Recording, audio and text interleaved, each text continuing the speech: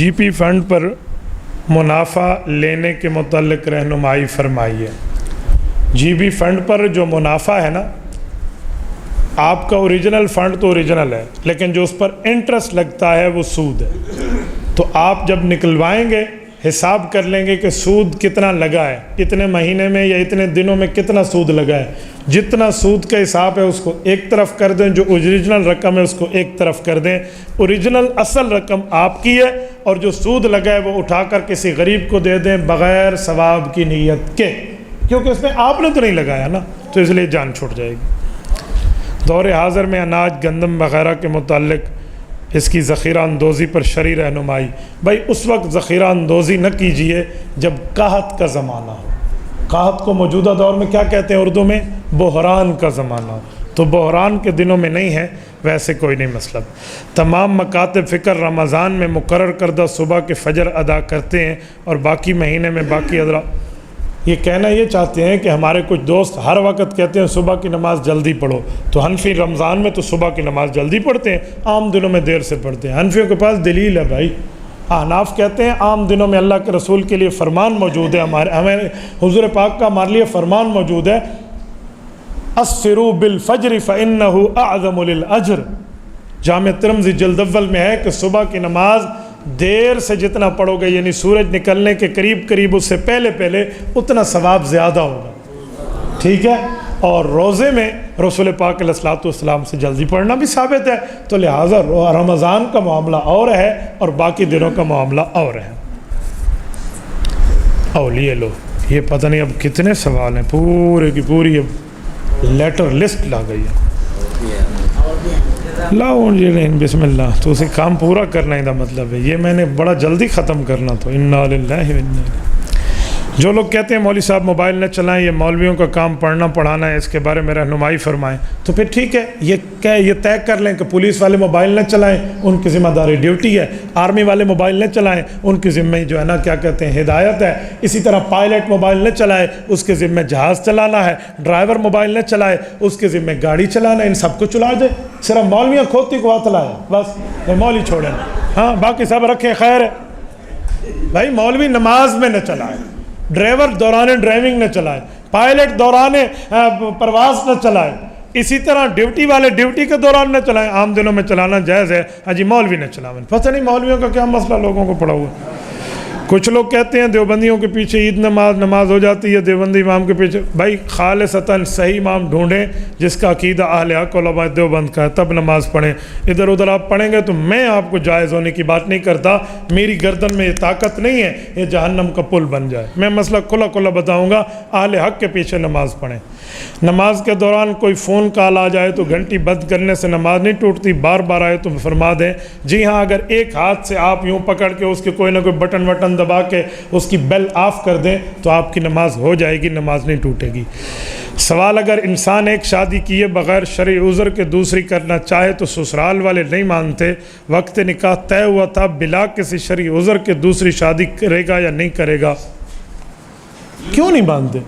آپ دوسری شادی کریں، آپ تیسری کریں، آپ چوتھی کریں، لیکن آپ پہلی کے حق نہ کھائیں۔ آپ ایک حق اس کا کھا گئے، کل قیامت میں تمہاری ایک سائیڈ فالج ہوگی۔ حق نہ کھائیں۔ آپ شادیاں جتنی کریں، آپ کو شریعت نے اجازت دی ہے، مثنیٰ و ثلاث و رباع۔ سسرال والے نہیں مانتے تو یہ کون سا مسئلہ ہے؟ یہ بندہ ذرا مجھ سے مل لے، میں طے کر لوں گا کیا نہیں مانتے۔ میری ساس صاحبہ نے میرا دوسرے تیسرے شادی کے ولیمے بانٹے ہیں عورت میں، میرے لیے تو ماں کا درجہ ہے۔ احترام دو، محبت دو، تو پھر کیا نہیں ہے۔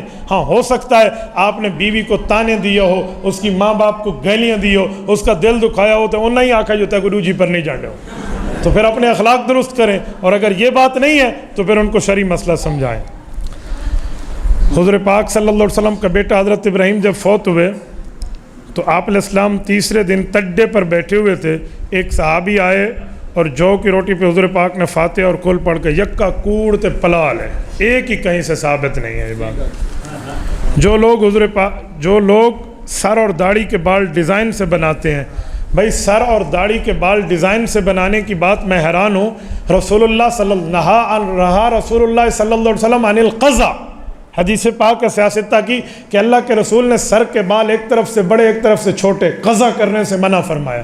ہمیشہ بال بڑے رکھنے ہیں تو پورے، چھوٹے رکھنے ہیں تو پورے، ایک طرح بال رکھیں. یہ ڈیزائن کی باتیں نہیں ہیں. اور یہ جو داڑھی کے ڈیزائن ہے، اگر ایک مٹھی رکھ کے اس کے بعد کٹوائیں تو ٹھیک ہے. اور وہ جو ڈیزائن داڑھی کے بنائے ہوتے ہیں وہ داڑھی نہیں ہوتی، وہ شیو بڑی ہوئی ہوتی ہے. داڑھی وہ ہے جو ایک مٹھی کے برابر ہو. اور رسول اللہ صلی اللہ علیہ وسلم کی سنت کے ساتھ کھیل اور مذاق، اللہ معاف کرے کہیں اسلام سے بندہ باہر نہ ہو جائے. اس لیے فکر کریں، یہ بری چیزیں ہیں، ان چیزوں سے پرہیز کریں. مولانا صاحب جو لڑکیوں کو وراثت نہیں دیتے ان کے بارے فرمائیں. قرآن کریم سورۃ نمبر 4 سورۃ النساء، رب کریم فرماتے ہیں کہ جو حصے کھا جاتے ہیں وہ کون ہیں؟ ان الذین یأکلون اموال الیتامی ظلما انما یأکلون فی بطونہم نارا وسیصلون سعیرا، کہ جن لوگوں نے حقوق کھائے ہیں اپنے پیٹ میں جہنم کی آگ بھری اور یہ جہنم میں داخل ہوں گے. اسی لیے وراثت دینا سیکھو. 3 طلاق دے دیں تو سنی علماء کہتے ہیں بیوی حرام ہو گئی، اور کچھ اہل حدیث کہتے ہیں دوبارہ آ سکتے ہیں. بھائی جب 3 طلاق دیں تو 1 نہیں ہوتی، 3 ہوتی ہیں. اب حیرانگی کی بات ہے، دنیا میں جب 3 کہو تو ہر کسی کو 3 سمجھ آتا ہے. کسی کو 3 تھپڑ مارو کبھی نہیں کہے گا میں کو 1 تھپ ماری، سارے کہیں 3 میں کو رکھ دیا صاحب. تو 3 تھپڑ تجھے لگے تو تو نے 3 گنا. تجھ سے 3 دفعہ کسی نے جا کر ایسے کوئی تجھے بجا شجا 3 دفعہ دیتا تو آپ 3 گن لیں گے کہ یہ بھی 3 ہے. اور طلاقیں 3 دو 1 ہوئی ہے. سبحان اللہ. شیشے منہ پونج کے ڈٹھا بجے. ایک جگہ مناظرہ ہو رہا تھا، ان لوگوں نے پولیس بلوا لی. تھانے دار آیا اور اس نے کہا اے مولوی ہو میں مناظرہ نہیں کرنے دوں گا. تو مولوی صاحب نے پوچھا کیوں نہیں کرنے دے گا؟ انہوں نے کہا بس ان نے پیسے ویسے دیے تھے 3 طلاق کا مناظرہ نہ ہو.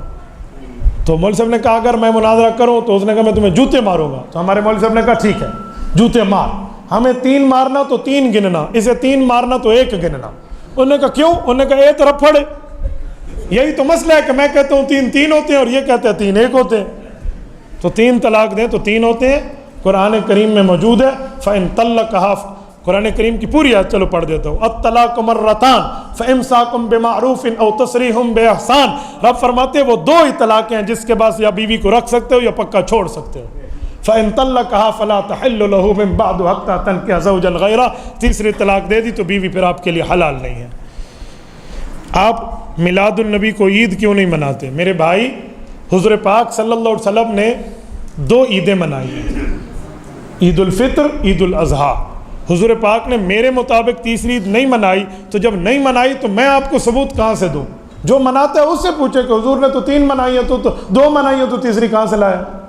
تو بھائی میں تو رسول اللہ صلی اللہ علیہ وسلم کے مطابق 2 عیدیں مانتا ہوں، عید الفطر اور عید الاضحیٰ. باقی کبھی کبھی خوشی بندے کو عید سے بڑھ کے بھی ہو جاتی ہے. کسی کی شادی ہو جائے تو وہ دن اس کے لیے عید سے بھی بڑھ کے. تو ہمیں حضور پاک کی آمد پہ خوشی ہے، شاید عیدوں سے بھی بڑھ کے خوشی ہو، لیکن اس کو عید بنا لوں اس کے لیے شریعت کی دلیل چاہیے. ایصال ثواب کا طریقہ، ایصال ثواب کا معنی قرآن کریم پڑھیں اور کہیں میرے اللہ یہ فلاں آدمی کو پہنچا دے، اللہ اللہ اور خیر صلی اللہ. اس کو زیادہ بڑھانا چاہیں تو کہیں حضور پاک علیہ السلام کے واسطے سے پہنچا دے، حضور کے وسیلے حضور کے محابے سے پہنچا دے، بالکل جائز ہے. خطبہ جمعہ شروع ہو جائے تو سنتیں، حدیث پاک میں ہے اذا خرج الامام فلا صلاۃ ولا کلام. خطبہ دینے کے لیے عالم باہر آ جائے، ممبر کی طرف آنے لگے، نہ نماز جائز رہتی ہے نہ بولنا جائز رہتا ہے. حق مار کی شرعی مقدار کیا ہے؟ حق مار کم از کم 10 درہم ہے. موجودہ دور کے 5000 بنتے ہیں. درہم چاندی والے، دبئی والے نہیں، ٹھیک ہے؟ کم از کم 5000 موجودہ اس سن میں.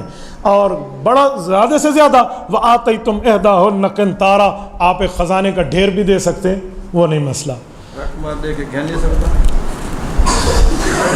مولوی صاحب آدن بھی تھوڑا لمبا تھی یہ جو حق مار لے کے لوگوں سے واپس لیتے ہیں نا عورتوں سے، انہیں کو تھوڑا پونجنا چاہیے اپنے بوتھے کو تھوڑا.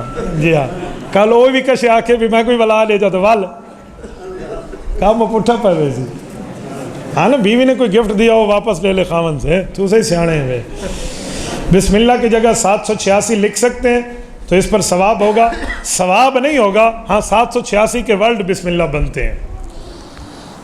تراویح کی 20 رکعت حضور پاک سے جماعت سے ثابت ہے. جی بالکل، تراویح 20 رکعت اللہ کے رسول نے پڑھی ہے. مصنف ابن ابی شیبہ جلد نمبر 3 باب فی رمضان صلی رسول اللہ 20 رکعۃ والوتر. حضرت ابن عباس فرماتے ہیں اللہ کے رسول نے 20 رکعت تراویح اور وتر پڑھے. صحیح حدیث ہے. یہ جو 8 رکعت کی روایت ہے وہ بھی ہے، لیکن 8 تہجد کی ہے، 20 تراویح کی ہے. تو تہجد علیحدہ ہے، تراویح علیحدہ. جمعہ کے دن دوسری اذان کس دور میں شروع ہوئی؟ حضور پاک علیہ الصلوۃ والسلام کی حدیث آپ جمعہ کے خطبے میں سنتے ہیں، علیکم بسنتی وسنت الخلفاء الراشدین. سنتے ہیں نا کہ میرا کام بھی سنت ہے، خلفاء راشدین کا کام بھی سنت ہے. حضرت ابوبکر، عمر، عثمان، علی کا کام سنت حضور نے فرمایا. تو یہ کام حضرت عثمان کے دور میں شروع ہوا ہے، اور یہ بھی سنت ہے کیونکہ حضور نے فرمایا خلفاء راشدین کا طریقہ سنت ہے. قبرستان میں قرآن مجید لے جا کر ختم. قرآن مجید نہ لے جائیں، زبانی آپ وہاں پڑھ سکتے ہیں. جو لوگ علماء کو گالیاں دیتے ہیں ان کے بارے میں حکم، ان کا منہ مولانا رشید احمد گنگوئی فرماتے ہیں قبلے سے قبر میں پھیر دیا جائے گا جو نبی کے وارث کو گالی دیتا ہے. حج اور عمرہ کرنے والا آدمی مدینہ منورہ نہ جائے تو اس کے لیے کیا حکم ہے؟ بدبختی ہے، بد نصیبی ہے، محرومی ہے. حضور پاک نے فرمایا من حج فلم یزرنی فقط جفانی. یہ اعلاء السنن جلد نمبر 10 کتاب الحج باب فی زیارت النبوی میں حدیث موجود ہے. فرمایا کہ جس بندے نے حج کیا اور میری زیارت کو نہ آیا بے وفا امتی ہے. قادیانی اور رافضی کے ساتھ کھانا پینا اور ان کے جنازے پڑھنا قطعاً میں اس کا قائل نہیں ہوں، اس سے بچیں.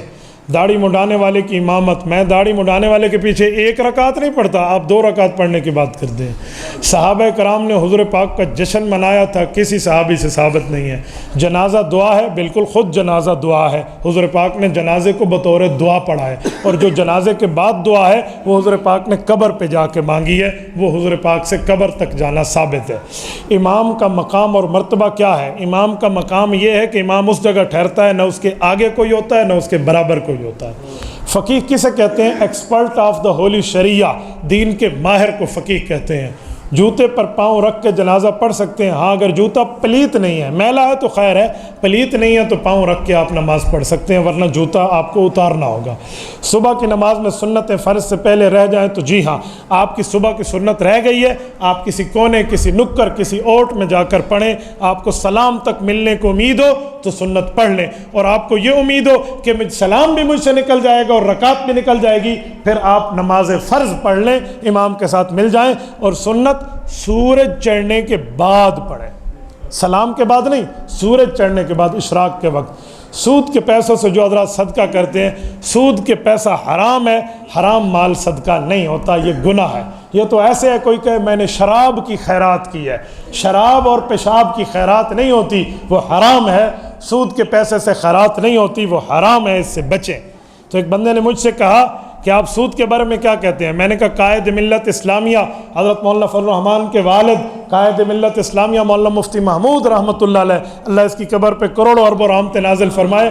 کسی نے پوچھا حلال مال کی زکوٰۃ تو 2.5% ہے، یعنی 1 لاکھ پہ 2500 ہے، حرام مال کی زکوٰۃ کیا ہے؟ مفتی صاحب کو اللہ نے سمجھانے کا بڑا انداز دیا تھا کہ حرام مال کی زکوٰۃ ہے سارے کا سارا غریب کو دے دیں بغیر ثواب کی نیت کے. جو آدمی جانوروں اور پرندوں کو گالیاں دے، اس کے بارے میں کیا حکم ہے؟ پتہ نہیں، وہ ماں جو ٹکر مار گئی ہو سی کوا موٹی چھک گئی ہو سے پرندے اور جانور کو گالی دیتا ہے. جی بالکل گالی نہیں دینی چاہیے، انتہائی بری بات ہے.